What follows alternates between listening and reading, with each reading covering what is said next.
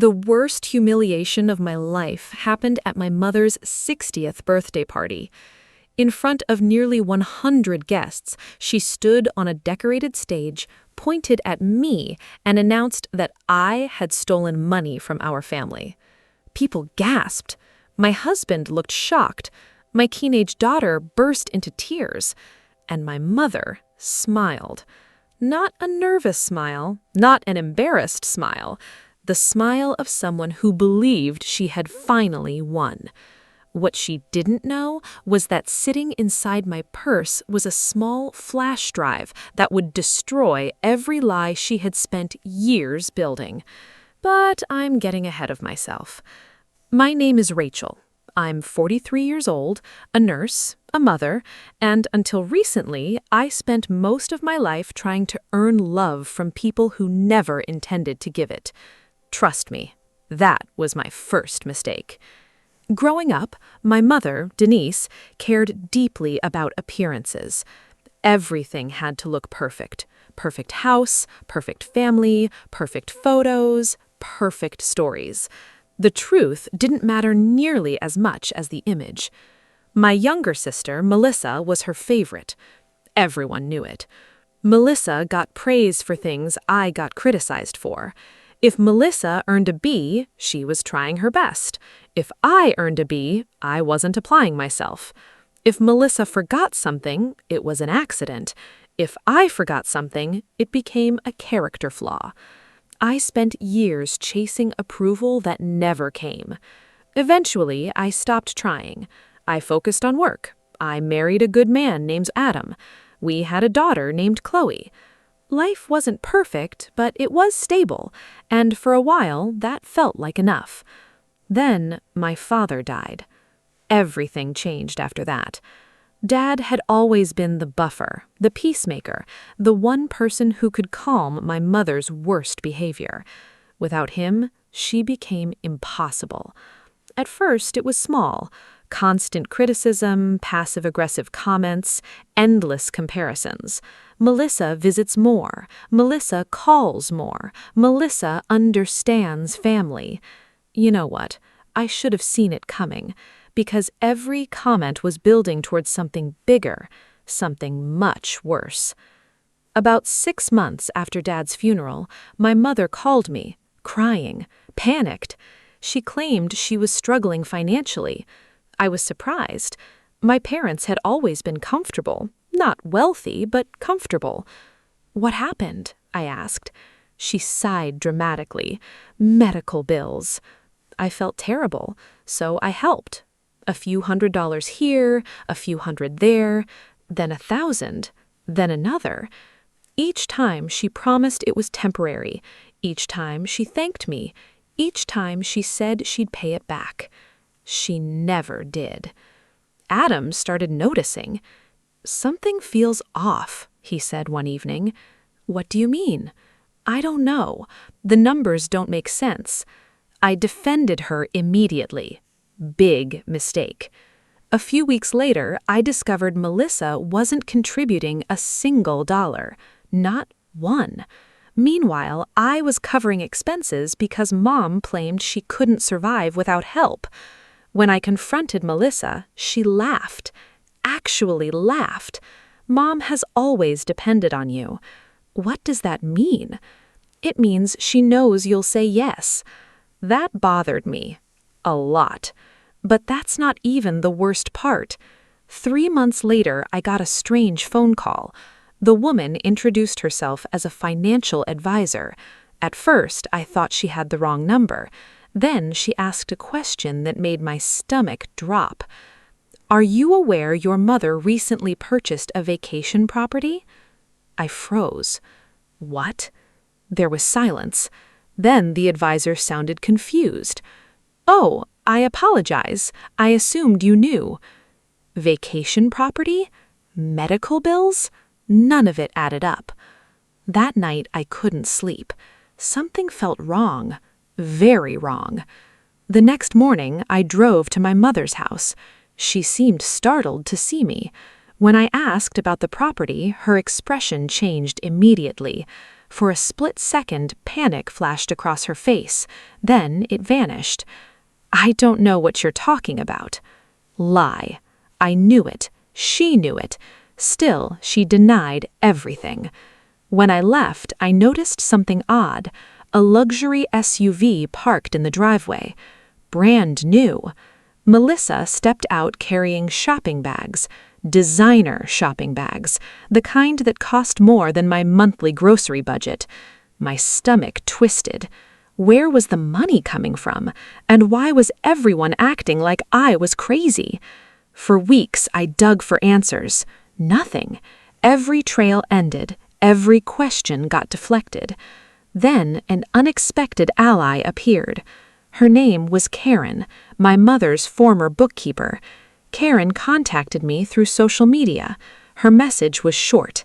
"We need to talk." I almost ignored it. Thank goodness I didn't. We met at a small coffee shop. Karen looked nervous. She kept checking over her shoulder.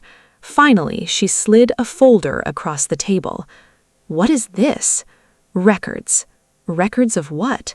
She looked directly at me. "Money." I opened the folder. My heart nearly stopped. There were transfers, withdrawals, account statements, large amounts, very large amounts, and every transaction led to one person, Melissa. "No way," Karen nodded. "There's more." According to the documents, my mother had been secretly moving money into accounts connected to Melissa for years. Not months, years. I couldn't believe it. But one question remained. Where had the money originally come from? Karen hesitated. Then she told me something that changed everything. "It started after your father got sick." My chest tightened. What started? The transfers. Suddenly, the room felt too small. Because my father had always handled the family finances. And now I had proof that money started disappearing during the final years of his life. That wasn't suspicious. That was terrifying. I took copies home. Adam reviewed every page. The more we looked, the worse it became. There were hidden accounts, missing investments, loans that didn't exist, paperwork that looked altered, and one signature. A signature that appeared again and again. My father's. Only something was wrong. The handwriting didn't look right. Not quite. I showed it to a retired detective who volunteered at our hospital. He studied the documents quietly. Then he looked at me. "Rachel?" "Yeah?" I think these signatures were forged." I stared at him. "What?" He nodded slowly. "If I'm right, somebody committed fraud." My blood ran cold. Fraud against who? Dad? The estate? The banks? Nobody knew. Yet. Then came another twist, a huge one. One night, Chloe accidentally overheard a conversation. She had been visiting Grandma. Melissa was there too. They thought Chloe was upstairs. She wasn't. When she got home, she looked pale. "Mom? What's wrong?" She swallowed. "I heard Grandma say something." My stomach tightened. "What did she say?" Chloe took a shaky breath. "She said if you ever found the storage unit, everything would fall apart." Storage unit? I looked at Adam. He looked at me. Neither of us spoke, because we both knew the same thing. We had never heard of any storage unit, and if my mother was afraid of it being discovered, whatever was inside had to matter. The next day, Karen called again. Her voice sounded urgent. I remembered something. What? There was a key. A key? Your father kept it hidden. My pulse exploded. Hidden where? Karen lowered her voice. Inside an old toolbox in the garage. I didn't waste a second. I drove straight to my mother's house. She wasn't home. The garage was unlocked. I searched every shelf, every drawer, every cabinet. Nothing. Then I found the toolbox. Old, rusty, covered in dust. Inside was a small envelope. and inside that envelope, a storage key. My hands started shaking. I knew it. I absolutely knew it. Whatever was waiting inside that storage unit was connected to everything. The lies, the money, the forged signatures. All of it. I drove to the storage facility immediately. The manager checked the key. His expression changed. Then he looked at me carefully. "You related to Thomas Bennett?" "My father." I nodded. The manager went silent. Then he whispered something I'll never forget. "He's been paying for this unit for nearly 20 years. 20 years. My knees almost gave out. 20 years of secrets. 20 years of hidden evidence. 20 years of something my father never told anyone. The metal door rolled upward, slowly, painfully, and the first thing I saw inside made my heart stop, because sitting directly in front of me was a locked filing cabinet, and taped to the front was a note written in my father's handwriting. The note contained only 7 words.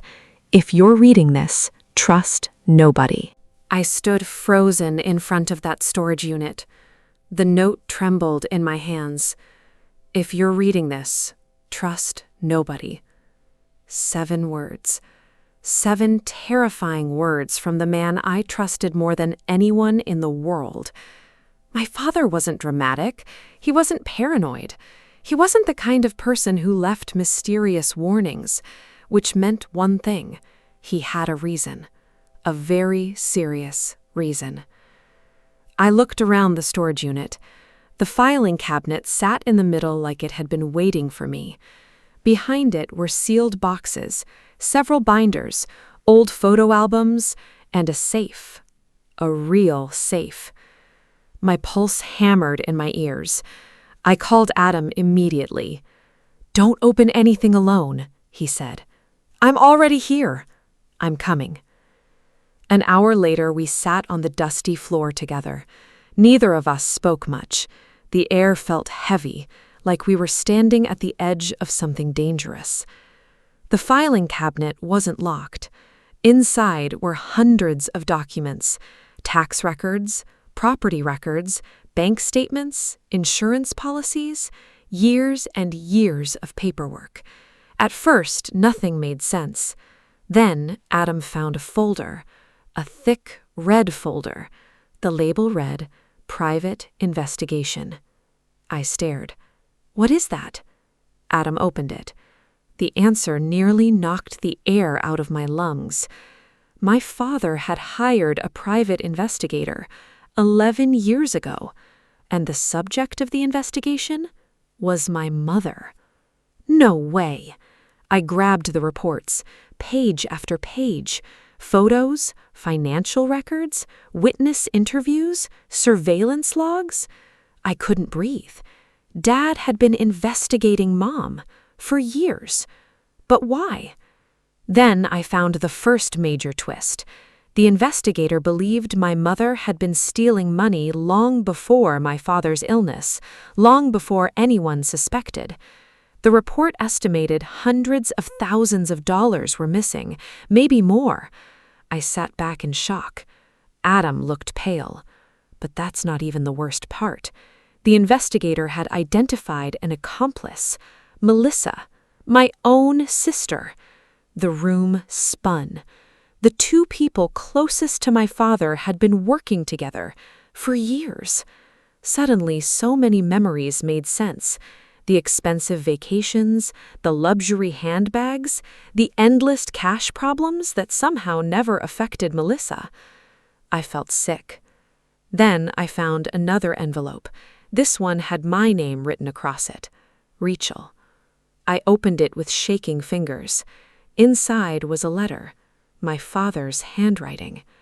My eyes immediately filled with tears. "Rachel, if you're reading this, I wasn't able to stop them myself. Please understand something. None of this is your fault." I swallowed hard. Your mother wasn't always like this. Neither was Melissa. But greed changes people. And once they realized how much they could take without consequences, they never stopped. I wiped my eyes. The next sentence changed everything. There is one secret I never told anyone, not even you. My stomach dropped. A secret? What secret? I kept reading. Melissa is not my biological daughter. I froze. What? Adam stared at me. I read the line again and again and again. It didn't change. Dad wasn't Melissa's daughter. I felt like the floor disappeared beneath me. The letter continued. Years ago, I discovered your mother had an affair. I stayed because of you. I stayed because I believed families could heal. I was wrong. My hands shook violently. This wasn't possible. This couldn't be real. But the DNA reports attached to the letter were undeniable. Dad had known, for decades, and he never told anyone, not even me. Here's the crazy part. That wasn't the biggest twist, not even close. At the bottom of the letter, Dad mentioned another person, a woman named Eleanor. I had never heard the name before, neither had Adam. The letter instructed me to contact her immediately if anything happened. No explanation, just a phone number. I stared at it. Who is Eleanor? Adam shrugged. I guess we're about to find out.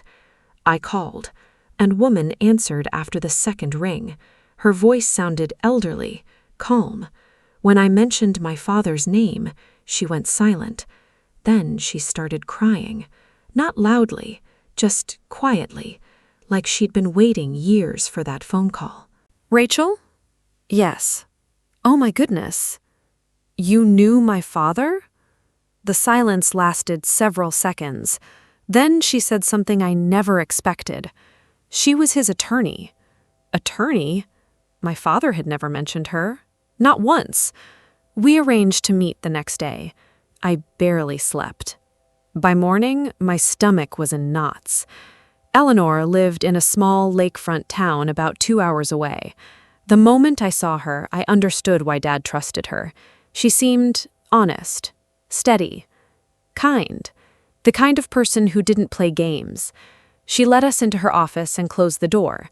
Then she opened a file, a very thick file. Your father prepared for this day. My pulse quickened. What day? The day everything finally came out.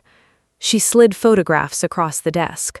Photos of my mother, photos of Melissa, photos of financial meetings, property transfers, secret account documents, business agreements, evidence, years of evidence. Then Eleanor dropped another bombshell. The missing money wasn't just family money. It came from charitable foundations, scholarship funds, community programs, organizations my father supported. I felt nauseous. People had suffered because of what they did.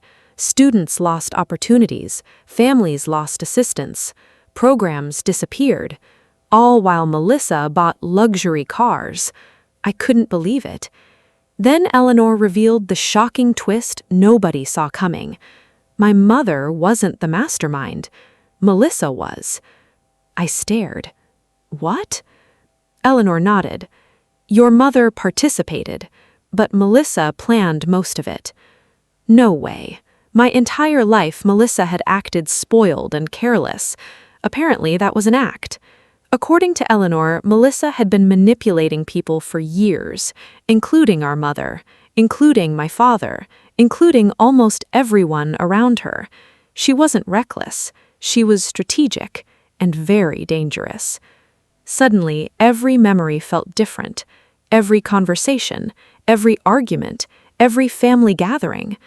I realized I'd never actually known my sister. Not really. Then Eleanor handed me a flash drive, the same flash drive that would later sit inside my purse at my mother's birthday party, the same flash drive that would change everything.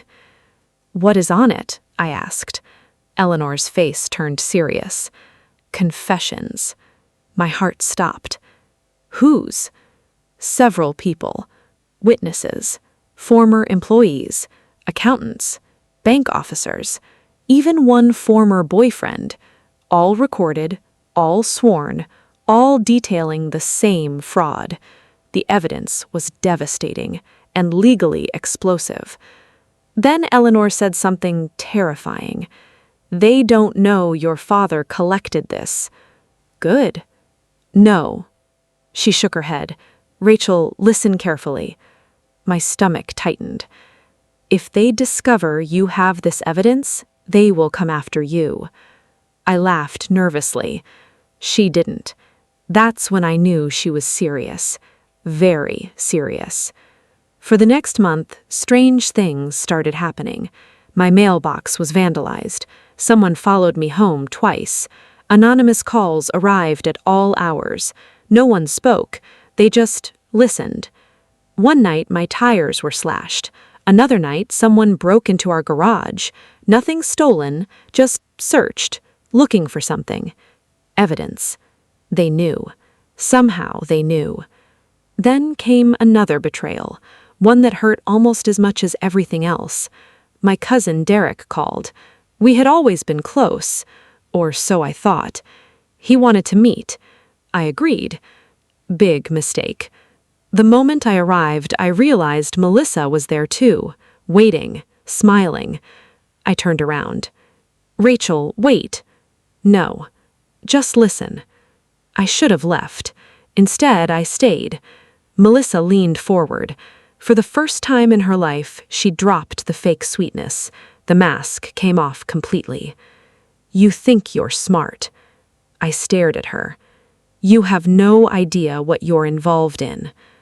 I couldn't believe it. She wasn't denying anything, not one thing. She actually sounded proud. Then she made a mistake, a huge mistake. She threatened me, directly. The conversation was recorded, every word, every threat, everything. Because Adam convinced me to record all meetings. Thank goodness he did. That recording became critical later, very critical. Then came the event that changed everything, my mother's 60th birthday, the party she'd been planning for nearly a year. Hundreds of guests, business contacts, community leaders, family members. Everyone would be there.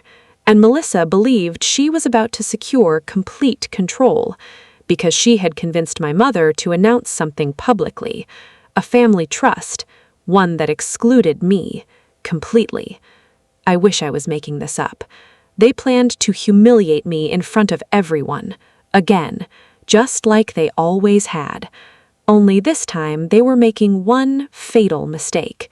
They assumed I was still the same Rachel, the quiet Rachel, the apologetic Rachel, the invisible Rachel. I wasn't. The night of the party arrived. The ballroom sparkled, champagne flowed, guests laughed, music played. My mother looked thrilled. Melissa looked confident. Almost smug. They thought victory was guaranteed. Then my mother took the stage, and everything began. She gave a speech, talked about family, legacy, love, support. The hypocrisy almost made me laugh. Then she turned toward me. There is something important everyone should know. The room became quiet. I knew exactly what was coming. She accused me of stealing family money, of betraying family trust, of abandoning relatives. Lie after lie after lie. Gasps filled the room. People stared. My daughter cried. My husband looked furious. My mother smiled. Melissa smiled too. They thought they had won. Then I stood up, slowly, calmly, and reached into my purse. Are you finished? I asked. My mother frowned. What? I held up the flash drive. This contains 12 years of evidence. The room went silent. Melissa's smile vanished instantly. I connected the drive to the ballroom projector. People began murmuring. Then the first recording played. A former accountant, confessing. then another, a banker, then another, then another. The room erupted. People couldn't believe what they were hearing. Then came the financial records, the transfers, the fraud, the hidden accounts, the forged signatures, the scholarship thefts, the charitable funds. Every lie, every crime, displayed on a giant screen, publicly for everyone to see. My mother turned white. Melissa looked terrified. Then the final recording played. The threat. Melissa's own voice, clear as day. The ballroom exploded. People started shouting. Questions flew everywhere. Reporters who happened to be attending immediately began making calls. Phones came out. Videos started recording. The damage was unstoppable. Then came the final reveal. The DNA report. The affair. The decades of lies. The truth about Melissa's biological father. My mother collapsed into a chair. Melissa looked like she'd been struck by lightning. Everything shattered, right there, in public, exactly where they had planned to destroy me. Only they destroyed themselves instead. The aftermath was brutal. Investigations opened immediately. Bank records were subpoenaed. Witnesses cooperated. Former employees came forward, one after another, like dominoes. People who had stayed silent for years finally spoke. The evidence was overwhelming. Neither woman could explain it away. Neither woman could blame anyone else. The truth was too big, too documented, too public. 6 months later, criminal charges were filed. Another year passed. Then came the courtroom, the final chapter. The judge reviewed mountains of evidence. Witnesses testified. Experts testified. Victims testified. Some cried. Some were angry. Some simply wanted answers. Melissa maintained her innocence for months. Then she broke, in court, under oath. She confessed. Not everything, but enough. Enough to destroy any remaining defense. The sentence was severe. My mother received a lighter sentence because of her age and cooperation. Melissa did not. When it was over, I walked outside the courthouse. The sun felt warmer somehow, lighter, like I could finally breathe. For the first time in years, nobody was controlling the story. Nobody was rewriting reality. Nobody was making me doubt what I knew. Justice had finally arrived. But healing took longer. It always does. Chloe started therapy. So did I. Adam never left my side. Not once. Karen remained a close friend. Even Eleanor stayed in touch. Sometimes we sat together and talked about Dad, the man who tried so hard to protect us, the man who believed the truth mattered, the man who never got to see the ending. A year later, Chloe graduated. She stood on a stage holding her diploma, smiling, confident, free. I cried harder than I expected, because in that moment I realized something. The cycle had ended. The fear ended. The manipulation ended. The lies ended. And something better had finally begun. Not revenge, not money, not victory. Peace. Real peace. The kind nobody can steal. Sometimes I visit Dad's grave. I tell him about Chloe, about Adam, about our life, about everything that happened. And every time I leave, I think about the final lesson he unknowingly gave me. The truth may take years, sometimes decades. Sometimes it costs relationships. Sometimes it hurts more than silence. But eventually the truth catches up. And when it does, no lie is strong enough to survive it. For most of my life, I thought strength meant enduring mistreatment, keeping quiet, keeping peace, making myself smaller. I was wrong. Strength is standing up when you're terrified, speaking when silence would be easier, refusing to carry someone else's shame, and building a life that no longer depends on the approval of people who never deserved your trust. That's exactly what I did, and for the first time in my life, I was finally free.